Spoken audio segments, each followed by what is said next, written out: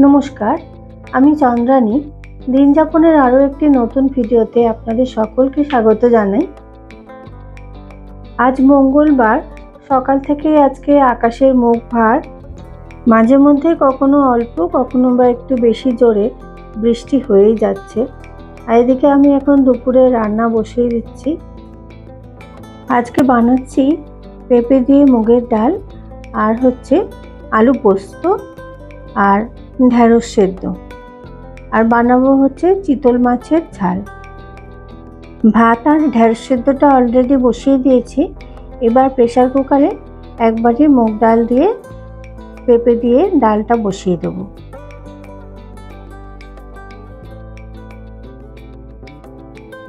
ডাল হয়ে গেছে, এবার আলু পোস্তটা বসিয়ে দিচ্ছি। আলু পোস্তর জন্য কড়াইতে তেল দিয়ে ডুমো ডুমো করে কেটে রাখা আলুগুলো দিয়ে একটু ভেজে নিয়ে তার মধ্যে পোস্ত, কাঁচা লঙ্কা বাটাটা দিয়ে কিছুক্ষণ হয়ে নামিয়ে নিলেই হয়ে যাবে আলু পোস্ত। সকাল থেকে বাইরে বৃষ্টি হয়েই যাচ্ছে, কখনো জোরে কখনো বা অল্প, এক টানা বৃষ্টি হয়ে যাচ্ছে। কখন যে থামবে বোঝা যাচ্ছে না। আমাদের বাড়িতে পোস্ত সবার খুব ফেভারিট, কিন্তু আমার ছেলে মেয়েরা কিছুতেই অন্য কিছু দিয়ে পোস্ত খাবে না, তারা শুধু আলু পোস্তটাই পছন্দ করে।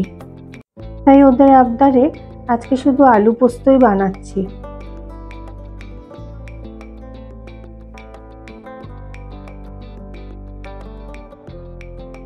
আলু পোস্ত হয়ে গেছে, এবার আমি চিতল মাছটা ভাজা বসিয়ে দিলাম। চিতল মাছটা একটু কড়া করে লাল লাল করে ভেজে নেব। ভেজে নিয়ে তার মধ্যে জিরে, তেজপাতা ফোড়ন দিয়ে পেঁয়াজ আর টমেটো, কাঁচা লঙ্কা দিয়ে পেস্ট করে নিয়ে ওটা দিয়ে দিলাম। দিয়ে কিছুক্ষণ কষিয়ে নেব।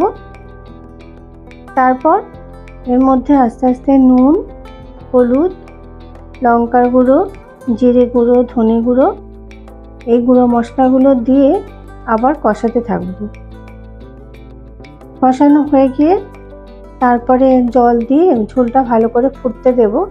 ফোটানো হয়ে গেলে তারপর মাছগুলো দিয়ে আর একটু ভালো করে ফুটে উঠলে তারপরে একটু ঘি, গরম মশলা দিয়ে নামিয়ে নিলে তৈরি হয়ে যাবে চিতল মাছের ঝোল। আজকে পাতলা করেই করছি, আবার কোনো দিন একটু ঘন করেও করা যায়। আজকে পাতলা ঝোলটাই করলাম।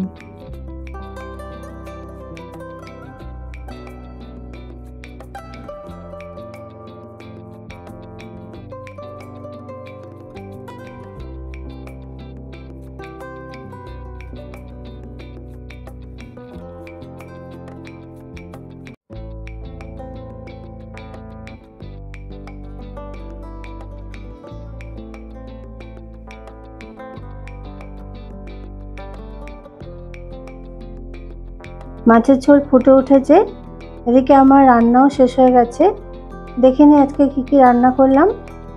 আজকে করলাম এখানে হচ্ছে ঢেঁড়স সেদ্ধ, সকালে করেছিলাম আলু ভাজা, সেটাও রয়েছে, আলু পোস্ত, মাছের ঝাল, আর এদিকে পেঁপে দিয়ে ডাল, মুগের ডাল, আর এখানে একটু শসা কেটে রেখেছি। এখন চলে এসেছি রাতে রান্না করতে। রাতে আজকে যেহেতু সারাদিন ধরে বৃষ্টি পড়ছে, তাই ভাবলাম খিচুড়ি বসিয়ে দিই। মুগের ডাল ভেজে নিয়েছি আর প্রেসার কুকারের মধ্যে একবারে বসিয়ে দিচ্ছি। জিরে, শুকনো লঙ্কা, তেজপাতা ফোড়ন দিয়ে দিলাম।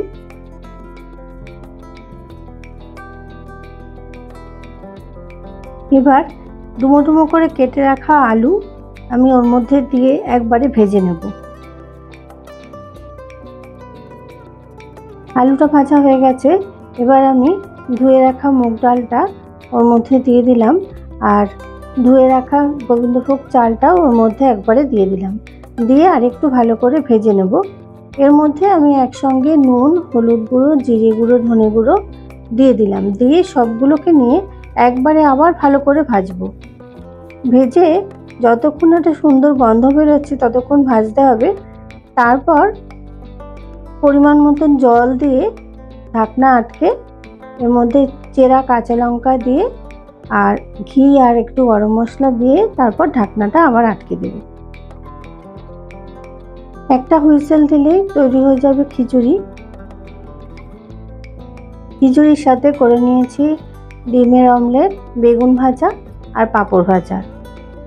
রান্না হয়ে গেছে, এখন গরম গরম সার্ভ করে দেব। আজকের ভিডিওটি তাহলে এখানেই শেষ করছি। ভিডিওটি কেমন লাগলো আপনারা অবশ্যই আমাকে কমেন্ট করে জানাবেন এবং ভালো লাগলে লাইক, শেয়ার এবং সাবস্ক্রাইব করতে ভুলবেন না। সবাই ভালো থাকবেন, সুস্থ থাকবেন।